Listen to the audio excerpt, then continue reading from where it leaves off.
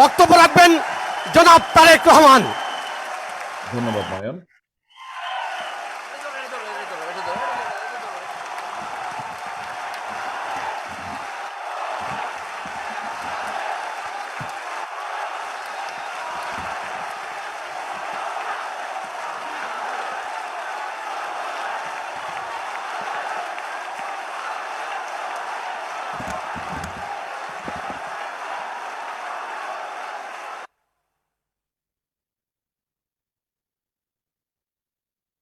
প্রিয় সহকর্মীবৃন্দ, বসতে হবে সকলকে। সকলকে দয়া করে বসতে হবে। বসুন দয়া করে আপনারা সকলে। ধন্যবাদ। বিসমিল্লাহির রহমানির রহিম। আজ আন্তর্জাতিক যুব দিবস। এই দিবস উপলক্ষে আয়োজিত আজকের এই আলোচনা সভার সম্মানিত সভাপতি জনাব এস এম জিলানী,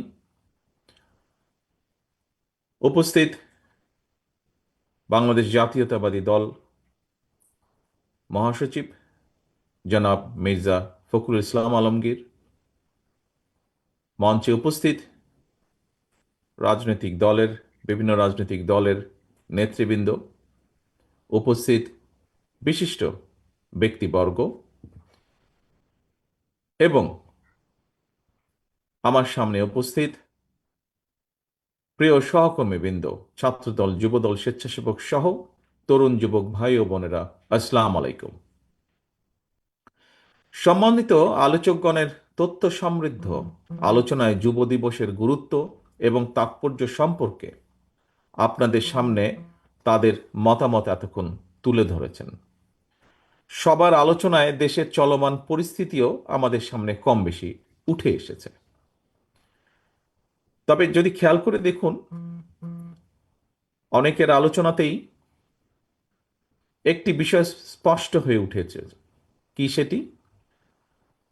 প্রযুক্তি বিশ্বে নিজেদের অস্তিত্ব রক্ষার স্বার্থেই তরুণ যুব সমাজকে প্রযুক্তিগত এবং কারিগরি শিক্ষায় দক্ষতা অর্জন করার কোনোই বিকল্প নেই, এই বিষয়টি উঠে এসেছে।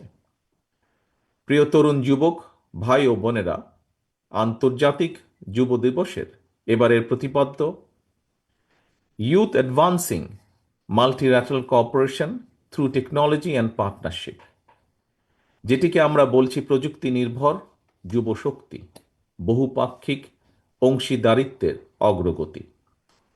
দেশের তরুণ এবং যুব সমাজের জন্য কর্মসংস্থান সৃষ্টি এবং তাদেরকে কর্মক্ষম করে গড়ে তোলার লক্ষ্যেই বিএনপির উদ্যোগে নেওয়া বিভিন্ন কর্মসূচি এবং কর্মপরিকল্পনা সম্প্রতি সারা দেশে বিভাগীয় শহরে অনুষ্ঠিত তারুণ্যের সমাবেশে মোটামুটি বিস্তারিতভাবে তুলে ধরা হয়েছিল।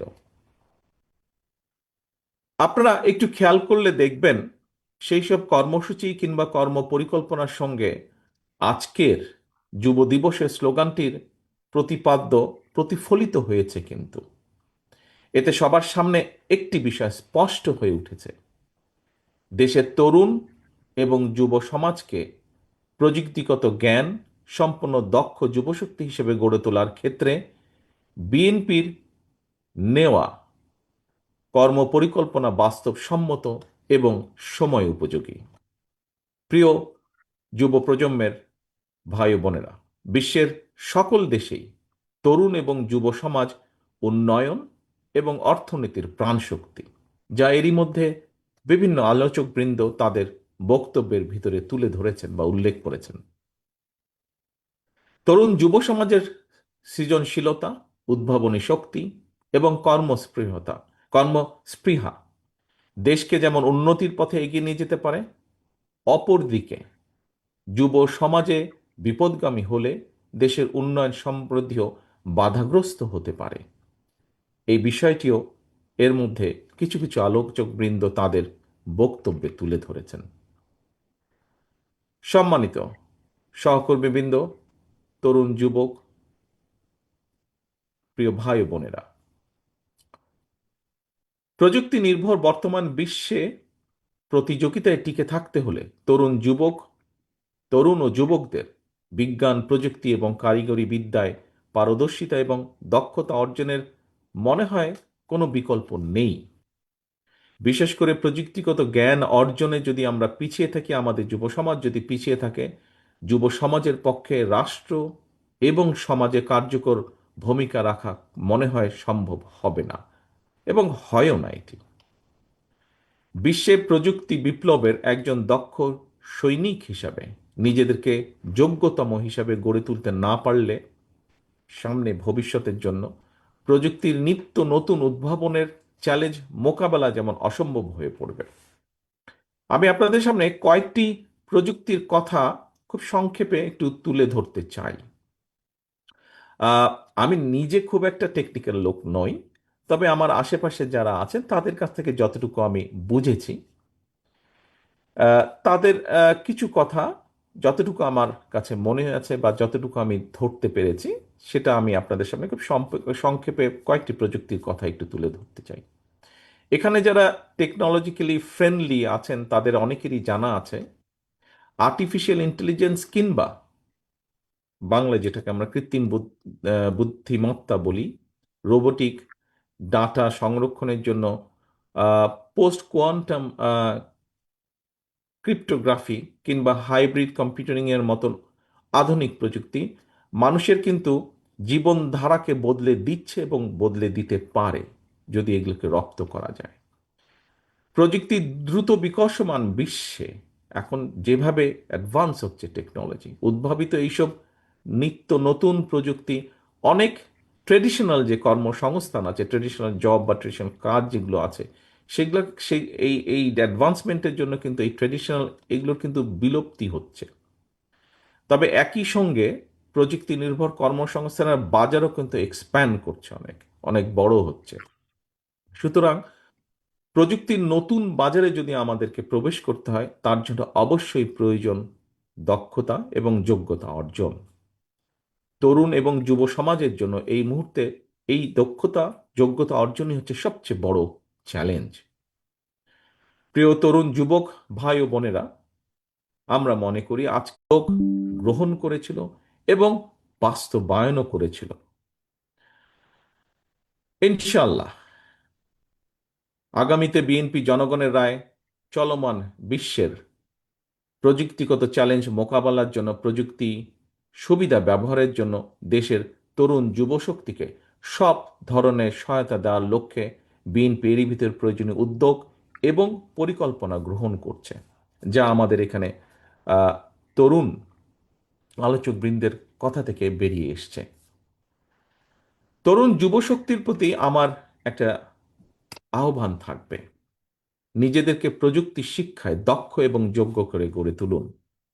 আপনাদের সাফল্য যাত্রাকে সহজ করার জন্য বিএনপি সম্ভাব্য সকল পরিকল্পনা এবং বাস্তবায়নের উপায় নিয়ে কিন্তু কাজ করছে, তৈরি করছে। এর মধ্যে তরুণ যুবক প্রিয় ভাই বোনেরা, বিএনপি বিশ্বাস করে প্রযুক্তি নির্ভর তারুণ্য এবং যুবশক্তি গড়তে হলে যুবশক্তির প্রযুক্তিগত কর্মদক্ষতা অবশ্যই বাড়াতে হবে।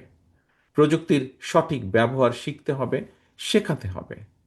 তরুণ যুবকদের প্রযুক্তি নির্ভর হওয়ার জন্য রাষ্ট্রীয় কিংবা সরকারি উদ্যোগের সুযোগ সুবিধা অবশ্যই আমাদের পক্ষে যতটুকু সম্ভব হবে সেটি নিশ্চিত করার ব্যবস্থা উদ্যোগ আমরা গ্রহণ করব ইনশাআল্লাহ। আমি দেশের কিশোর তরুণ এবং যুব প্রজন্মকে বলতে চাই, প্রযুক্তি নির্ভর বর্তমান এবং ভবিষ্যৎ প্রজন্ম গড়ে তোলার লক্ষ্যে বিএনপির বিভিন্ন পর্যায়ের নানামুখী পরিকল্পনা রয়েছে। পরিকল্পনার দ্রুত বাস্তবায়নের লক্ষ্যে বিএনপির উদ্যোগে আমরা এরই ভিতরে বিশেষজ্ঞ টিম কাজ করছে। আমাদের স্কুল পর্যায় থেকে শিক্ষা কারিকুলামে প্রযুক্তি বিষয়ক শিক্ষা বাধ্যতামূলক হিসেবে অন্তর্ভুক্তির জন্য আমাদের টিমগুলো কাজ করছে, প্রয়োজনীয় প্ল্যানিং তারা তৈরি করছে। তারুণ্য এবং যুবশক্তি যারা শিক্ষা কারিকুলামের বাইরে রয়েছেন, তাদের প্রযুক্তি নির্ভর কর্মদক্ষতা বাড়ানোর জন্য আমাদের আলাদা কিছু প্ল্যানিং বা প্রোগ্রাম আমরা নিয়েছি, আমরা পরিকল্পনাগুলো করছি। যুবশক্তি যাতে প্রশিক্ষিত হয়, আনস্কিল লেবার যাতে স্কিলড হতে পারে এবং দেশে বিদেশে দক্ষ জনশক্তি হিসাবে কাজ করতে পারে, সে লক্ষ্যেও কিন্তু আমরা বিদেশি ভাষা শিক্ষা সহ বিভিন্ন রকমের প্রশিক্ষণ কোর্সের পরিকল্পনা আমাদের টিমগুলো তৈরি করছে।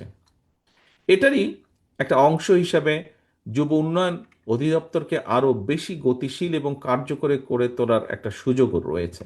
সারা দেশে ভোকেশনাল ইনস্টিটিউট যেগুলো আছে, এগুলোর মাধ্যমে প্রযুক্তি এবং কারিগরি শিক্ষা বিষয়ক প্রশিক্ষণ প্রদানেরও আমাদের সুযোগ রয়েছে। আগ্রহী যারা যুবক রয়েছে, প্রশিক্ষণের মাধ্যমে তাদেরকে কিভাবে এক্সপার্ট হিসেবে, স্কিলড হিসেবে গড়ে তোলা যায়, বিএনপি সেই পরিকল্পনাগুলো তৈরি করছে। নতুন নতুন কর্মক্ষেত্র কি আছে সেগুলোকে চিহ্নিত করার জন্য আরেকটি টিম আমাদের কাজ করছে। অনেকগুলো বিভিন্ন সেক্টরে বিভিন্ন অনেকগুলো টিম আমরা তৈরি করেছি, এবং এই টিমগুলো যে শুধুমাত্র যে বিএনপির নেতাকর্মীদেরকে নিয়ে তৈরি করা, নট দ্যাট। এখানে বাইরের বহু মানুষ, এক্সপার্ট যারা যাদের যারা যারা যারা যেই লাইনের এক্সপার্ট, যেই বিষয়ের এক্সপার্ট, তাদেরকেও আমরা এখানে ইনক্লুড করেছি।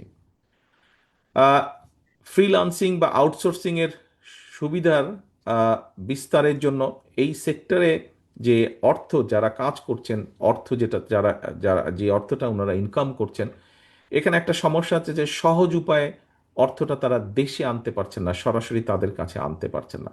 এবং যাতে তারা আনতে পারেন সেজন্য পেপাল, ওয়েজ, স্ট্রাইপের মতন যেটা ওয়াইজ স্ট্রাইপের মতন যে আন্তর্জাতিক পেমেন্ট গেটওয়ে আছে, এই সুবিধাটা যাতে চালু করা যায়, এর ভিতরে কিভাবে চালু করা যায়, কোথায় কি সমস্যা আছে, এই রিলেটেড যারা লোকজন আছে তাদের সাথেও আমরা আলোচনার চেষ্টা করছি, তাদের সাথে আমরা কথা বলছি, এর মধ্যে তাদের সাথে কথাবার্তাও হয়েছে। উদ্যোক্তা বা এন্টারপ্রেনার আছে যে এটা তৈরির জন্য রাষ্ট্রীয় পর্যায় থেকে সুযোগ সুবিধা কিভাবে দেওয়া যেতে পারে ছোট ছোট এন্টারপ্রেনারকে, সেই বিষয়ে কাজ করছে আমাদের টিম। তারা আমাদেরকে অ্যাডভাইস তৈরি করছে আমাদের জন্য। স্টার্ট আপ বিজনেসকে সার্বিকভাবে কিভাবে উৎসাহিত করার পাশাপাশি তরুণ উদ্যোক্তা বা এন্টারপ্রেনার যাদের আছে তাদের জন্য আরও হাইটেক পার্ক বা ইনকিউবেশন সেন্টার স্থাপন, এগুলোরও এগুলা নিয়েও কাজ করছি। এগুলো আমাদের চিন্তা ভাবনার মধ্যে রয়ে গিয়েছে, যেটা নিয়ে আমরা পরিকল্পনা গ্রহণ করতে পারবো এবং বাস্তবায়ন কিভাবে করা যেতে পারে সেটিও আমরা চিন্তা ভাবনা করছি। প্রিয় তরুণ যুবক ভাই বোনেরা, আমি মনে করি তরুণ যুবক উদ্যোক্তা উদ্যোক্তাদের নেওয়া প্রযুক্তি নির্ভর প্রকল্পগুলোর মধ্যে যেসব প্রকল্প নতুন কর্মসংস্থান বা জব অপরচুনিটি তৈরি করতে সক্ষম হবে, সেই ধরনের প্রকল্পকে সহজ শর্তে সরকারের পক্ষ থেকে কিভাবে ফাইন্যান্সিয়াল সাপোর্ট দেওয়া যায়, এই বিষয়টি আমাদের সার্বিক বিবেচনার মধ্যে রয়েছে। সার্বিক গুরুত্ব দিয়ে আমরা এই বিষয়গুলোকে বিবেচনা করছি। ছাত্রদল, যুবদল, স্বেচ্ছাসেবক দলের প্রিয় ভাই বোনেরা, তরুণ যুবশক্তির জন্য প্রযুক্তি নির্ভর শিক্ষা এবং প্রশিক্ষণ নিশ্চিতের পাশাপাশি তাদের জন্য, অর্থাৎ ইয়াং জেনারেশনের জন্য দেশে বিদেশে কর্মসংস্থান সৃষ্টির ক্ষেত্রে বিএনপির গৃহীত সকল পরিকল্পনা ইতিমধ্যেই সারা দেশে তারুণ্যের সমাবেশে আমরা তুলে ধরেছি। এ কারণেই আজকে আবারও আমি এই অনুষ্ঠানে প্রযুক্তি নির্ভর যুব সমাজ গড়ে তোলার ক্ষেত্রে বিএনপির নেওয়া পরিকল্পনাগুলো সংক্ষেপে আমি আবারও আপনাদের সকলের সামনে তুলে ধরলাম। আমি মনে করি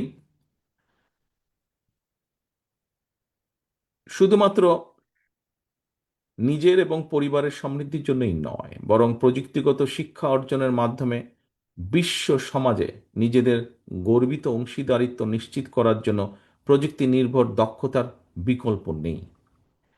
দেশে বিদেশের যে চলমান বাস্তবতা আমরা উপলব্ধি করার মাধ্যমে বিএনপি আগামী দিনের নীতি জনগণের জীবনযাত্রা, জীবন মান উন্নয়নের রাজনীতি, দেশে বিদেশে ব্যাপক হারে আমাদের দেশের মানুষের জন্য কর্মসংস্থান সৃষ্টি এবং নিরাপদ কর্ম পরিবেশ নিশ্চিত করা হচ্ছে আমাদের আগামী দিনের রাজনীতি। প্রযুক্তি এবং কারিগরি শিক্ষা ব্যবস্থা প্রণয়ন এবং তরুণ যুবশক্তিকে প্রযুক্তি নির্ভর করে দক্ষ জনশক্তিতে কিভাবে রূপান্তর করা যায়, এটি হবে আমাদের রাজনীতির অন্যতম আরেকটি মূল লক্ষ্য বা উদ্দেশ্য। প্রিয় তরুণ প্রজন্মের ভাই বোনেরা, প্রতিশোধ প্রতিহিংসা এড়িয়ে সাহস এবং সততার সঙ্গে এগিয়ে গেলে আমি বিশ্বাস করি বাংলাদেশের সামনে সমৃদ্ধির সম্ভাবনার সকল দ্বার উন্মুক্ত। বাংলাদেশের জনসংখ্যাই হতে পারে একমাত্র আমাদের বাংলাদেশের সাফল্য এবং সমৃদ্ধির নিয়ামক। আমি এই কথাটি এই জন্য বললাম, এই কথাটি বলার কারণ হচ্ছে, সাধারণভাবে বললে এইভাবে বলা যায় কোনো একটা দেশের, যে কথাটি এর মধ্যে অলরেডি বলেছেন, একজন বক্তা এখানে উল্লেখ করেছেন, যে সাধারণভাবে একটা দেশের মোট জনসংখ্যার অর্ধেকের বেশি যখন কর্মক্ষম শ্রমশক্তি থাকে, সেটি হলো কিন্তু ডেমোগ্রাফিক ডিভিডেন্ড।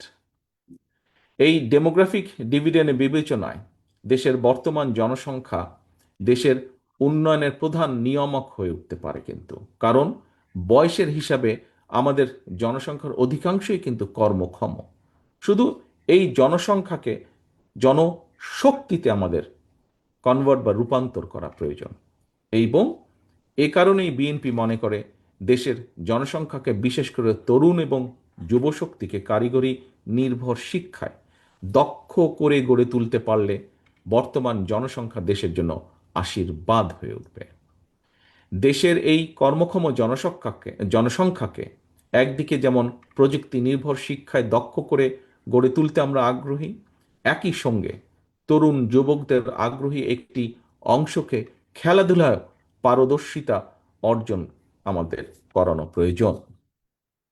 এখানে খুব সম্ভব একজন বক্তা নতুন কুড়ি এই কথাটি উনি বলেছেন ওনার বক্তব্যে।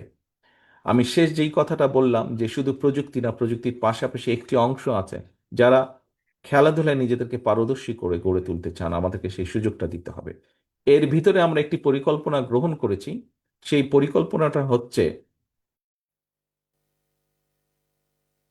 পরিকল্পনাটা হচ্ছে যে নতুন করে, যেমন আমরা ইনশাল্লাহ আবার চালু করব, নতুন করে আরেকটি সাবজেক্ট আমরা চালু করব। লেখা থাকবে নতুন করে, ব্র্যাকেটে লেখা থাকবে স্পোর্টস বা ক্রীড়া।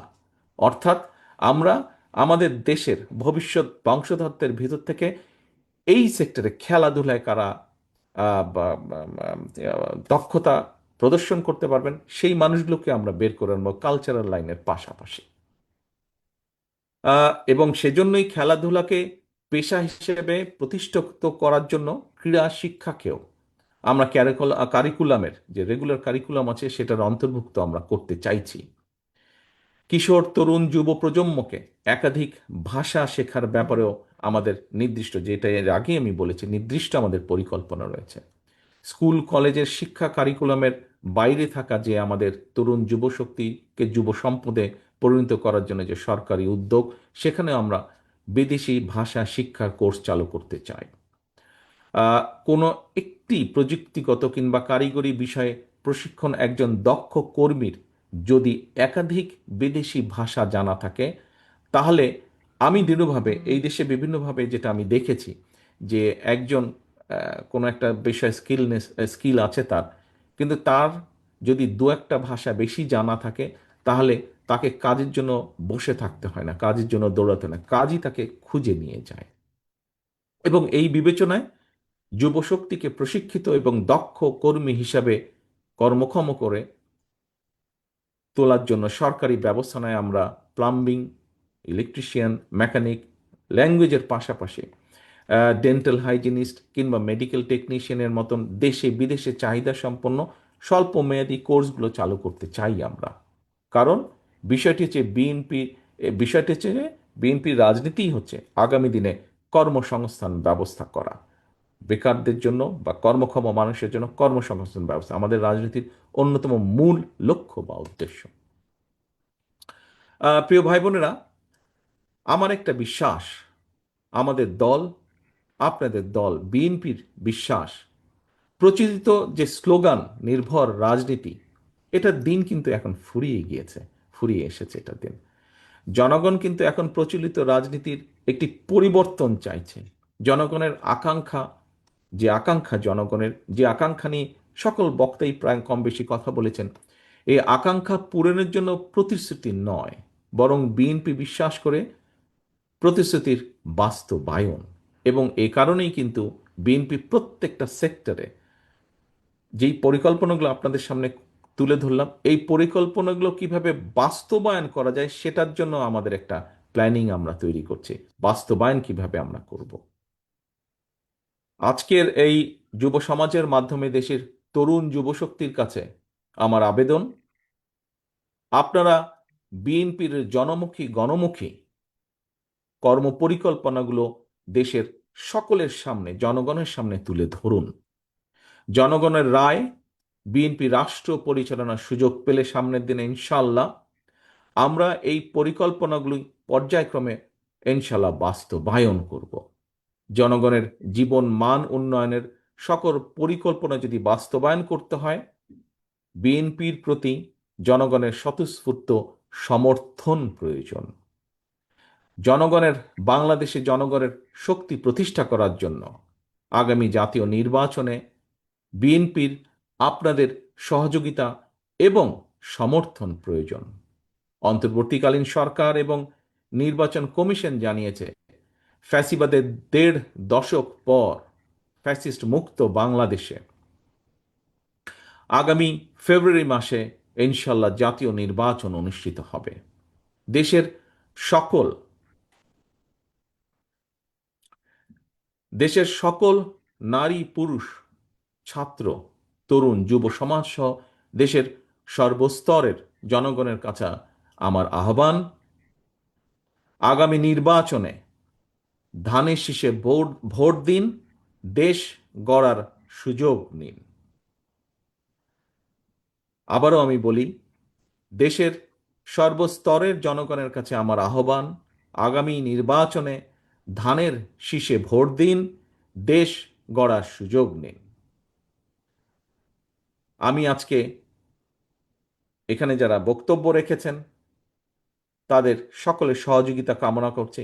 যারা আমার নেতাকর্মী আছেন, যারা সংবাদকর্মী আছেন, সকলের মাধ্যমে আমি আপনাদের দেশের সকল মানুষের কাছে এতটুকু বলতে চাই,